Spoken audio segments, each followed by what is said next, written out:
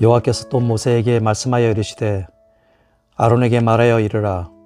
등불을 켤 때에는 7 등잔을 등잔대 앞으로 비추게 할지니라 하시매 아론이 그리하여 등불을 등잔대 앞으로 비추도록 켰으니 여호와께서 모세에게 명령하심과 같았더라. 이 등잔대의 제작법은 이러하니 곧 금을 쳐서 만든 것인데 밑판에서 그 꼭까지 쳐서 만든 것이라. 모세가 여호와께서 자기에게 보이신 양식을 따라 이 등잔대를 만들었더라. 아멘. 살롬. 오늘 하루도 하나님의 은혜가 가득한 하루 되시길 소망합니다. 오늘 읽은 말씀으로 세상의 빛이라는 제목으로 묵상한 내용을 나누겠습니다. 하나님은 이스라엘 백성에게 시내산을 떠나 가나안으로 가기 위해 여러 가지 준비를 시키십니다. 이스라엘 백성들이 갖춰야 할 질서와 규율은 어때야 하는지, 제사장과 레위인들의 역할은 무엇인지 등등 가나안에 들어가는 가정과 또 정착을 위해 가르치시고 준비를 시키시고 계십니다. 오늘 본문은 성소 안의 등잔대에 불을 밝히는 방법에 대해서 말씀을 하고 있습니다.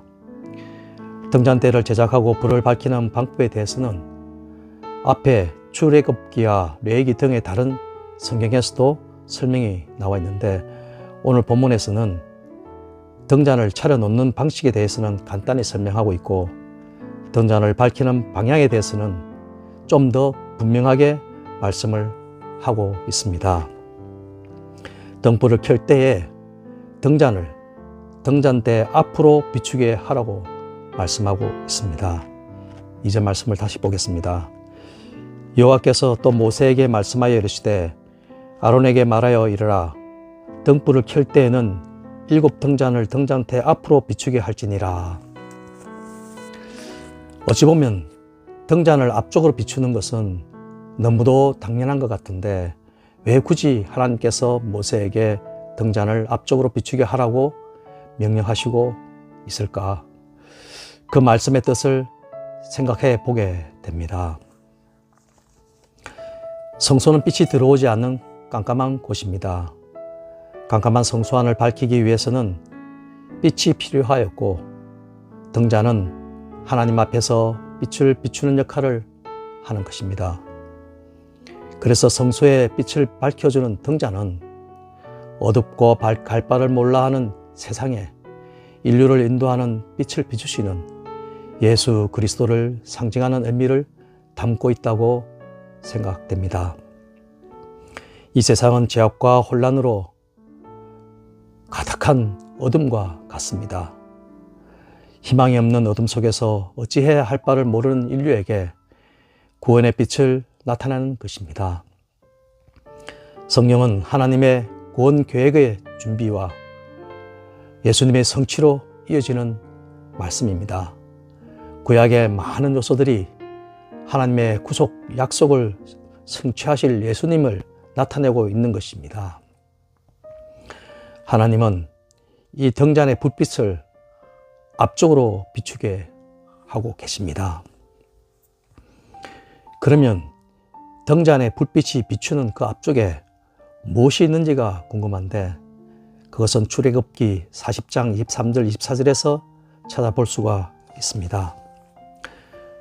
또 여호와 앞 그 상에 떡을 진설하니 여호와께서 모세에게 명령하신 대로 되니라. 그는 또 회막 안 곧 성막 남쪽에 등잔대를 놓아 상과 마주하게 하고 등잔대를 진설병에 있는 상을 마주보게 하였다고 말씀하고 있습니다.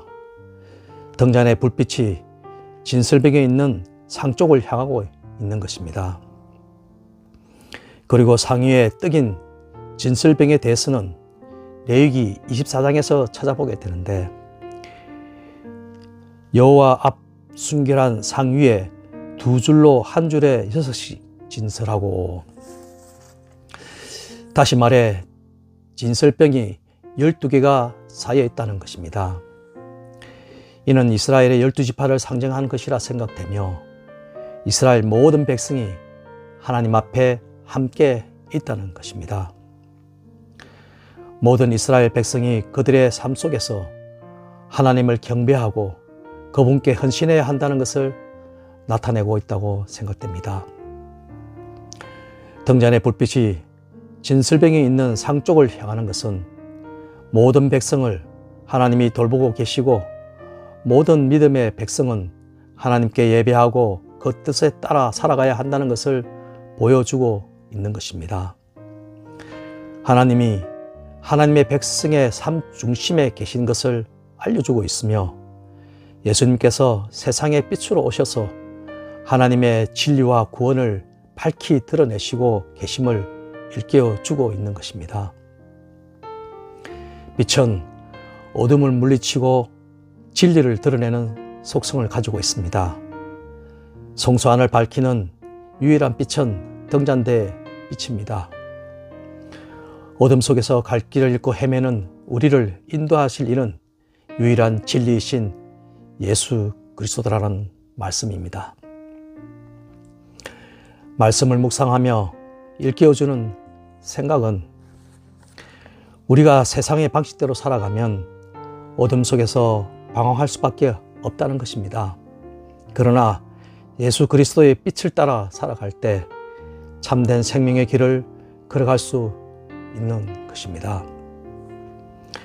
우리에게 주신 빛을 드러내어 세상 속에서 예배자의 삶을 살아가야 한다는 것입니다.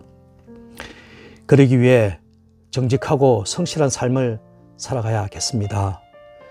주변 사람에게 친절과 도움과 사랑을 베풀며 살아가야겠습니다. 다툼이 아니라 화평을 이루는 사람이 되어야겠습니다.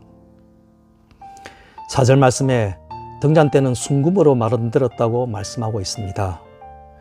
우리가 하나님을 섬길 때에도 순금과 같이 순전한 마음과 순결한 태도로 나아가야겠습니다. 우리의 예배와 섬김이 하나님 앞에서 온전하게 드려져야겠습니다. 또 모세는 여호와께서 보이신 양식대로 등잔대를 그대로 제작하고 있습니다. 우리도 그분의 뜻에 따라 순종해야 한다는 것을 말씀하고 있는 것입니다.